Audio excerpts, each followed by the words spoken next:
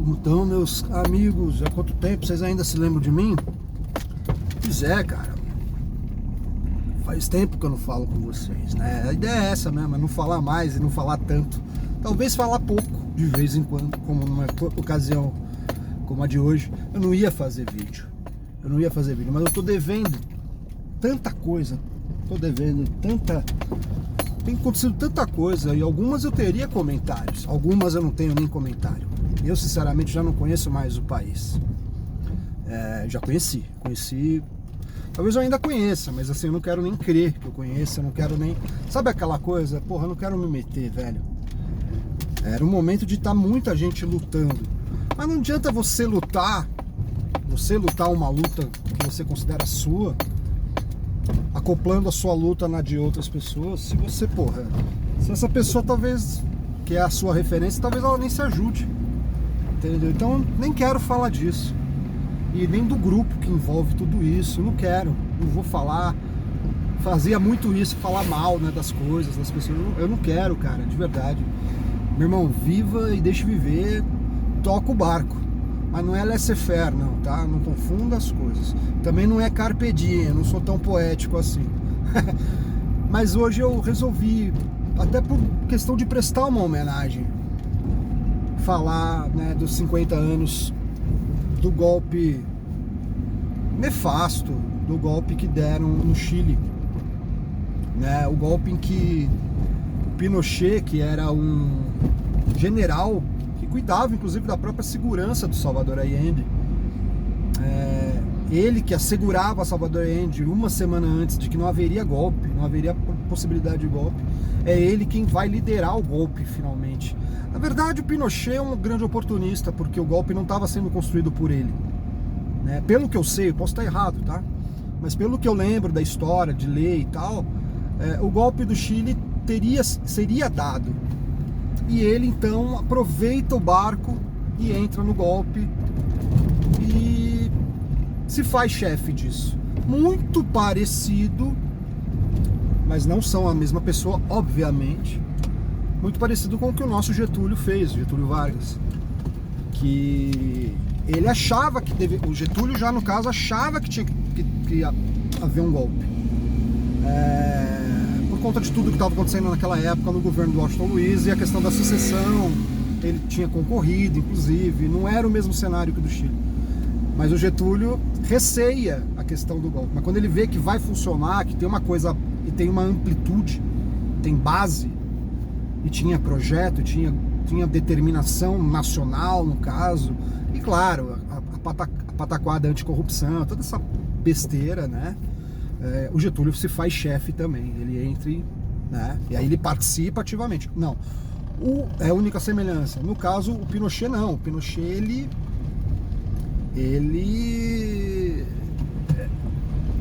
ele vai lá e senta na janelinha com o carro já andando, e ele toma assento e fala pro motorista: levanta daí que eu vou dirigir. É isso, tá? Um traidor, um grande traidor, trabalhava no governo. Há uma violência fantástica, né, no golpe do Chile. E era uma violência que eu começo a pensar, por que já nasceu tão violento? E veja, por exemplo, quando eles deram o golpe militar em 64 no Brasil, já tinha suas violências e teve alguma violência por parte de quem golpeou a República e golpeou João Goulart. Mas os militares ainda estavam assim, vamos ver no que vai dar. O próprio Castelo Branco falava: não, 2 anos de intervenção, em 66 vai ter eleição, tranquilo. Escreveremos uma nova Constituição, tá tudo certo. Cai o avião, né, do Castelo Branco. A questão toda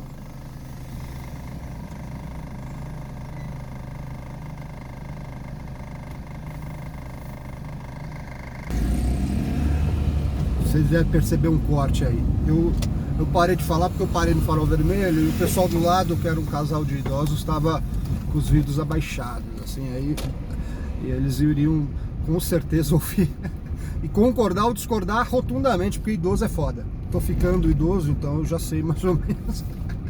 Escuta, há uma reação militar no Brasil mais forte depois do golpe, quando os grupos começam também a reagir. Grupos armados e tal, grupos de guerrilha e tal, cada um com sua tese, seu método, sua bandeira e tal, né? Mas lógico, já tinha violência. Mas no Chile não, no Chile já nasce violento demais. Eles cercam as universidades, eles invadem as universidades, eles fazem do Estádio Nacional do Chile, que era o principal estádio, era como se fosse o Maracanã de lá, eles fazem daquilo um grande presídio, cara. Eles levam todo mundo pra lá, inclusive o Vitor Hara. Porque o Vitor Hara, ele era, além de músico e dramaturgo e ator, ele era professor, se eu não me engano, na faculdade de comunicação, de jornalismo, ele era jornalista também. E o Vitor, ele sai de casa e a mulher dele fala, cara, não vai não. Ele falou, cara, eu tenho que ir, meus alunos estão lá, meus colegas de trabalho, preciso saber o que está acontecendo e tal. E assim que ele chega lá, todo mundo que está na universidade é levado para esse Estádio Nacional do Chile. Hoje é dia 11 de setembro, eu tô gravando isso, provavelmente só vou lançar no dia 12, acho que é isso, né? Eu nem ia falar disso, né? Mas eu senti necessidade de falar agora e tomei a decisão agora à noite, falei, vou dar uma volta de carro porque eu consigo espairecer, fumo um cigarro e gosto desse movimento nesse sentido, né? O fato, gente, é que ele vai lá e todo mundo que tava lá foi pego, mesmo sem ser, sendo ou não de movimento de esquerda, era estudante, cara, que é isso que umas ditaduras fazem, qualquer uma, tá? Elas criminalizam, né, marginalizam a intelectualidade que elas diz que não lhes é adepta, né? Se for um grupo, sei lá, uma ditadura de esquerda, sei lá, né? Eles vão atrás da intelectualidade de direita, e se a academia, se a faculdade de tal lugar era mais voltada para a direita, eles vão oprimir mesmo, vão prender e tal, e é isso mesmo, né? É assim que funciona. E no caso foi o contrário. As universidades eram bem mais progressistas, tinham sentimentos, e não é progressista no jeito que a gente entende outro, mas progressista do jeito deles, tá? Progressista do jeito daquela época, daquele contexto histórico. E lógico, os militares já são mais carrancudos, mas daquele jeito também formado numa forma de organização prussiana, como a educação de base também é, infelizmente, até hoje, né? E emuladoras de fábricas, né? Em que só se aplica para esses conceitos de segurança e educação e até da saúde, o conceito de um manda e uma galerona obedece. Não tem debate, é uma coisa assim, é para ser no talo, no foco da dor, no foco da ignorância, no foco da... deixa eu parar de fazer devaneio. Eu imagino então que assim, o Chile já nasce muito violento, a ditadura chilena, militar, né, chilena. Que lá não teve esse papo de cívico militar não, foi militar mesmo, eles que fizeram e tal. E lógico, tinha seus problemas no Chile, mas o Salvador Allende era um socialista moderado, cara. Nunca falou em... Sabe quando que o Salvador Allende falou em pegar em arma? Depois que ele foi golpeado. Quando o Pinochet, o pessoal do exército, deu um dia ali, 2, sei lá, para que ele se entregasse, para que ele saísse do La Moneda, do Palácio La Moneda. E ele fez muito bem algo muito parecido com o que Getúlio fez. Ele diz assim, eu só saio morto do La Moneda. Se vocês querem, vocês vêm me buscar, vêm me pegar aqui. O Getúlio fez diferente, o Getúlio se matou. E cara, não tô julgando se o Getúlio foi covarde por isso ou não, não tô julgando, pelo amor de Deus, o que passava na mente de um homem, e a jogada de Messi, que não sei se ele sabia, mas poderia imaginar, mas o Salvador Allende sabia que ele ia ser, cara, martirizado, ia ser feito de exemplo, um baita exemplo para os americanos adorar, né, do que não fazer, de como não fazer, como não chegar democraticamente ao poder um partido à esquerda, naquela época, naquele momento, tá? Principalmente de cunho socialista, que era a frente, a Unidade Popular, ela era programaticamente, ela era socialista, tá? progressista e blá blá blá, todo aquele negócio anti-imperialista e tal. Ele entra e ele fala, olha, eu não vou me entregar. E é o seguinte, ele é avisado que vão bombardear lá a Moneda. E ele fala, vou ficar, cara. Pode bombardear. E bombardearam. É como se um cara em Brasília, não vou sair daqui não, cara. Aí a galera vai lá e joga bomba lá no palácio lá do presidente, lá, um dos dois lá que fica lá.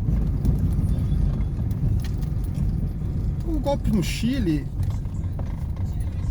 ele já chega com um recurso violento muito forte. Ele tem um recurso, um emprego, um uso da violência como método muito forte. E muito rápido se desmantelou todo um aparato. Você vê, o Salvador Allende tinha sido eleito, cara, pela maior parte da população. Mas ele já lidava com fatos de inflação, desabastecimento proposital. Desabastecimento é sempre a base de um golpe, né? É sempre a base de um golpe, né? Ocorreu na Venezuela de 98 para depor Hugo Chávez, ocorreu aqui com a Dilma, no governo da Dilma. Não sei se vocês lembram dos tomates na beira de estrada e do limão. Vocês lembram de alguns artigos alimentícios que estavam super caros e que estavam alguns faltando? E depois descobriram, né? Que alguns estavam sendo enterrados em beira de estrada. Pode ter certeza que aquilo quem enterrou recebeu para fazer aquilo, tá? Aquilo é proposital. Assim, causar escassez é isso. E não foi só lá, tá? Aconteceu também o problema do tomate. Foi um dos problemas também que ajudaram nas crises que desembocaram na Guerra Civil Espanhola de 32, né? Em vários momentos da história, tá? No Chile mesmo, desabastecimento, enfim. É sempre assim, tá? Os militares já se previnem comprando bastante coisa pros quartéis, né? Leite condensado, esse tipo de coisa aí. É complicado. Mas o uso da força foi tão forte lá que foi muito rápido, muito brevemente foi desmantelado todo o movimento progressista, popular, a unidade popular. Não teve reação, cara. Porque quando os militares, naquele momento, dava para fazer isso, porque não tinha, né? E a outra, o principal país, né, do mundo na época, ainda é o mesmo hoje, mas na época o país estava ajudando, né, a que não houvesse países alinhados ao pensamento do outro lado da polaridade, né, que era o caso soviético, né. Não estou dizendo que o Chile se alinharia automaticamente. O Chile falaria mais um conceito do hemisfério sul do pensamento de esquerda na época, que era a solidariedade entre os povos. Mas não teria. O Chile do Salvador Allende não se alinhou à União Soviética. Talvez nem tivesse tantos acordos assim, né? Talvez tivessem tantos acordos de um lado como não tivessem do outro. Na América Latina não teve alinhamento total, só de Cuba. Até porque Cuba foi empurrada para isso. Cuba foi pega, quintal dos Estados Unidos na cabeça dos americanos. Eles tinham que ser feitos de exemplo. Eles têm imagina que merda pros americanos. Pô, a gente tem uma base nessa ilha, cara. Os caras deram um golpe aqui, velho. E antes não era um golpe anti-americano, tá? Isso vai passar a ser. Não era assim que estava programado no início. Então, o que houve no Chile há 50 anos realmente causou tanto problema. Eles venderam o cobre, né, que é a principal commodity dele, né, o principal ativo de extração. Antes a economia chilena ela era lastreada em cobre, né? A ideia do Salvador Allende era nacionalizar todo o cobre. É lógico que o império, que as empresas interessadas naquele produto, né, naquele recurso, não iriam deixar barato o processo de nacionalização de um recurso que, porra, naquela época, ainda é hoje, mas naquela época ainda era muito mais importante que hoje. Né? Pra tudo, pra fazer fiação, pra um monte de coisa, né? Cobre, né? Cobre é foda. Até hoje tem negócios clandestinos de cobre aqui, de fiação aqui, que a galera pega pra derreter e vender lingotezinho de cobre, né, numas mini siderúrgicas caseiras que se faz em fundo de quintal aí nas periferias, aqui no centro de São Paulo. A galera rouba fio mesmo, algumas pessoas, né, especializadas nisso. Então o cobre é importante. O Chile demorou muito, foi uma ditadura muito violenta. Ela, sim, foi mais violenta que a brasileira, com certeza. Não foi mais violenta que a Argentina. Não foi. E a Argentina, a ditadura argentina, essa foi ao concurso, né? Porque ela foi a última, se eu não me engano, né, da América do Sul, né? Ou não sei se foi a do Uruguai a última. Mas ela durou menos tempo, e, se eu não me engano. E foi muito mais violenta, né? Porque ali morreu muita gente, ali teve sequestro de crianças, filhas de militantes, filhas de opositores à ditadura, né, no caso, e foram entregues a militares. Lá teve, assim, problemas enormes, assim, inclusive não é a culpa até do que é o Papa hoje, né, o Papa Francisco, que ele foi uma das pessoas que ajudou a entregar crianças para famílias de bem, né? Famílias católicas de bem, né? Depois ele fez um baita meia-culpa, né? Porque não fez sozinho, ali era a igreja agindo, né? A igreja, tá? A igreja católica, no caso, tá? Eu não tô falando isso para enaltecer outra igreja, nada. A religião é foda, tá? A religião, quando se mistura com política, é um problemão. Seja qualquer uma religião, podia ser a minha, inclusive, não daria certo, não pode ser assim. Mas a do Chile foi muito violenta, né? Quando executaram, por exemplo, o Vítor Jara não era um qualquer merda lá. Ele era, se bobear, assim, sei lá, um dos 5 cantores mais famosos. Amigo da Violeta Parra, amigo do Neruda. Professor de universidade, um dramaturgo, um cara que escrevia peça de teatro, que às vezes encenava, mas que dirigia teatro também. Dirigia, era diretor de peça. E que ia na televisão, e que ia cantar aqui, ali. Só não sei se veio pro Brasil. Mas ele era amigo de todo mundo, da Mercedes Sosa, talvez tivesse amizade com o Milton Nascimento, que era um cara ligado a esses grupos de cantautores latino-americanos, da Nueva Canção, né? Porra, do Silvio Rodrigues da Argentina, de um conjunto enorme, cara, é muito nome aqui, alguns eu nem tô lembrando, né? Mas de uma galera, da Daniel Viglietti no Uruguai, né? Ele era uma pessoa importante, ele era como, sei lá, um Chico Buarque, não era um Roberto Carlos, mas era alguém, sabe, respeitado, muito querido, muito popular, tal. Simplesmente mataram o cara, velho. E não mataram o cara tranquilamente, não. Mataram o cara com requintes de crueldade, absurdo. Mais de 40 disparos por todo o corpo. Antes disso, desculpa, 40 disparos não. Mais de 40 fraturas pelo corpo. E alguns disparos. Assim, descarregaram um ódio tremendo nele. Agora, não sei se era um ódio metódico, porque humilharam ele. Quando deram a primeira sessão de surra no Vítor Jara, depois soltaram ele. Aí os estudantes pegaram o professor, né?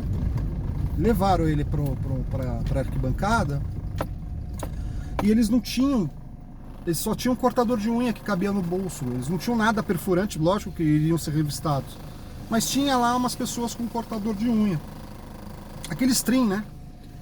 E cortaram o cabelo dele, que ele tinha um cabelo volumosão, bonito. Cortaram o cabelo dele com esse string, esses cortadorzinhos de unha. E cortaram cortaram a barba, tal, ele não tinha barba nessa época, mas na época que foi assassinado, mas cortaram os cabelos, deixaram bem curtinho para ver se a esperança deles era para ver se os militares não o reconheceriam depois. Cadê o Vitor Hara? Ele era cabeludo. Não, esse aí não tem cabelo, tá entendendo? Mas não deu certo. Era né, a ânsia de fazer algo, o desespero, né? De ver uma pessoa tão querida que estava te ensinando, aqueles eram estudantes. De ver uma pessoa tão querida apanhar por nada. Talvez pelo tipo de canção e pelas ideias em que acreditavam. Mas uma carga violentíssima. Me parece que estavam segurando muito. Pelo menos quem deu a ordem. E a galera executa. Ele tá lá em Hannah Arendt. Ele só tava cumprindo ordens. O cara que executou o Vitor, ele... Ou o cara que mandou, eu não lembro. Porque um se refugiou em Miami. E o outro estava para ser preso a semana passada ou retrasada. Eu até pensei em fazer um vídeo, mas depois eu desisti. Ele simplesmente pediu licença para os policiais lá na casa dele e se matou.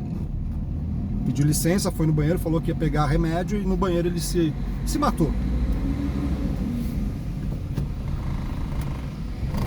Agora, o mais louco, você vê como que é um povo. E o povo chileno é um povo bravo, velho. Os secundaristas do Chile, os estudantes secundaristas, influenciaram muitos movimentos do MPL aqui em São Paulo. MPL, passe livre, tô dizendo. Influenciaram muitos secundaristas antigos daqui, dos anos 90, dos anos 2000, que eram uma galera braba.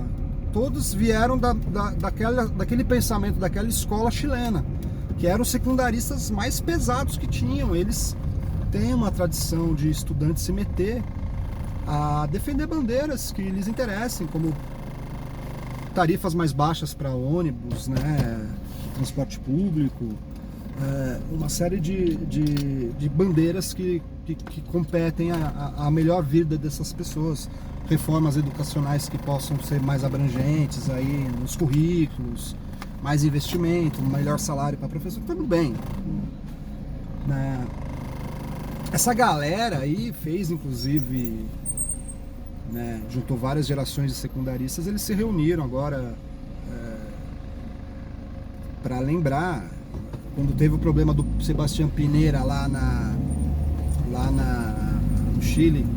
Eles estavam pedindo uma nova constituição e fizeram fortíssimos movimentos de rua.